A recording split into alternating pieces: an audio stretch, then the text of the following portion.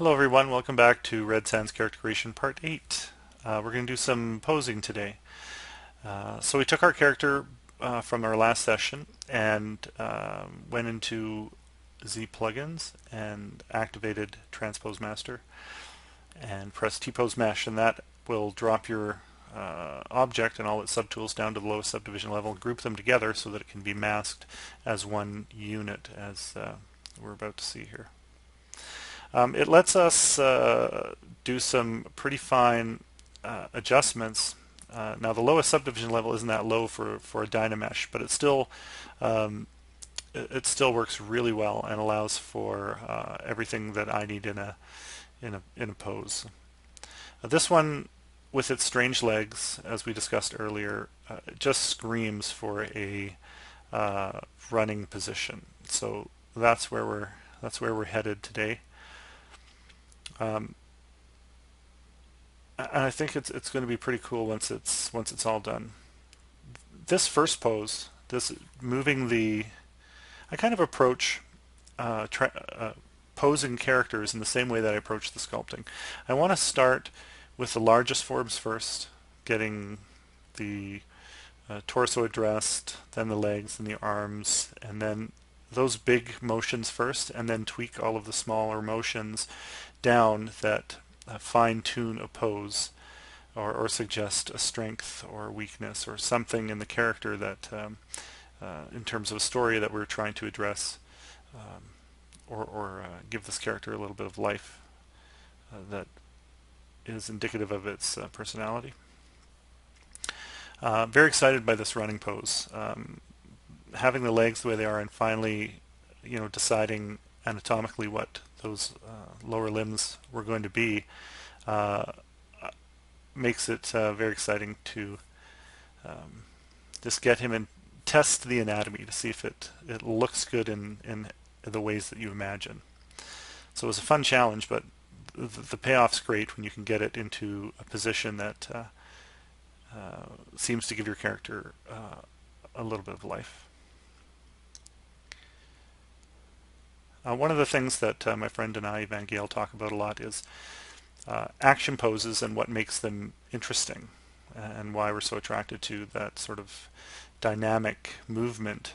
And what we've come up with, and it may not be the penultimate answer, but we really enjoy or what we've kind of distilled it down to is the loading and unloading of energy during that action phase. When you see a character in a tension at the beginning of an action where he's loading all the energy before he's begun moving, that's really attractive to me, because there's a certain tension and an internal struggle before motion that I find really interesting. As well, the unloading of energy at the end of the motion is very interesting as well, because you have, again, sort of the opposite reaction, that release, the stretch, the relaxing of muscles in certain areas and tension in the other as you change and shift your weight. So it's those two ends of the spectrum are what I find most interesting about action poses in motion.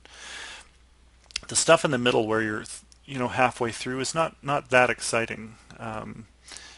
If you can look at animations of animals in motion or human beings, there's certain ones that stand out as being really dynamic, and those that are sort of as I suggest, sort of middle of the road types of poses. So I think when you're choosing to show your work off, or if you're creating for story, the story comes first. You have to sell what's going on, but in that story. But for static images, sculptures, and sort of storytelling artwork that I'm trying to create, I try to choose poses that suggest personality traits of the character, and put them into situations that seem, well, that support the story, but also reflect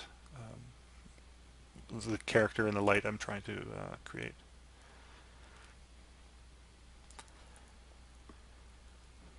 So we've gone through and done all of the large motions, the hips, the knees, etc. Now we're getting down to fingertips, and we sort of work our way out from the middle of the body, the torso, the core, and the sort of center of gravity out. In this case, he's running so quickly and at such a lean, which gives him a very nice forward momentum and motion that it's hard to calculate the center of balance. While doing work with Brian Cooley in large dinosaur sculptures, one of the things that I found impressive about Brian is his ability to translate mass into the sculpture in a way that would allow it, after molding and casting, to stand entirely on its own on the 1 foot that he sculpted. And it was all done by studying anatomy and muscle structure and going through those phases of development. But in the end, you know you did a good job when out of the mold it sits on the desk on 1 foot, or in this case sits in the middle of the shop, 12 feet or 15 feet long, and stands there on one foot. This guy would tip over. The forward momentum is exaggerated, but I love it. I think if he were running as fast as the pose suggests, he'd be perfectly fine. I love giving myself those mental challenges too. And it's another one of those internal dialogues that you have while you're sculpting that helps you prepare the model in a way that's believable. And the more you ask those questions, the more you're prepared when they come up in a sculptural situation, from one step in a development to the next. You keep reminding yourself to think a little differently and make sure this stuff actually makes sense. This is a great new feature of Z4R4, the recording a movie from your history. So I've just gone and done that as a little show and tell, but also it's so cool just to watch it do its thing. We're going to go back after this because it's at the lowest subdivision level, and we're going to divide the Dynamesh a couple more times, put in our final details, create minor or some more minor changes in the pose to sell that capture and release of energy. We're going to tension certain muscles, make others a little softer, but we're going to now support the pose with actions, flexing and softening of the muscles, so that all of the pose is supported by the anatomy and the muscle structure and everything that we've spent our time creating up to this point. We've also got to add eyes, which aren't in yet, a few claws, and then we're going to final sculpt him and get him ready for several pieces of artwork, and in the end CNC this guy out.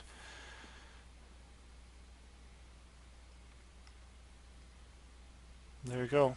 I hope you guys enjoy this process. We'll get another movie up shortly with the rest of it, and take care. Thanks.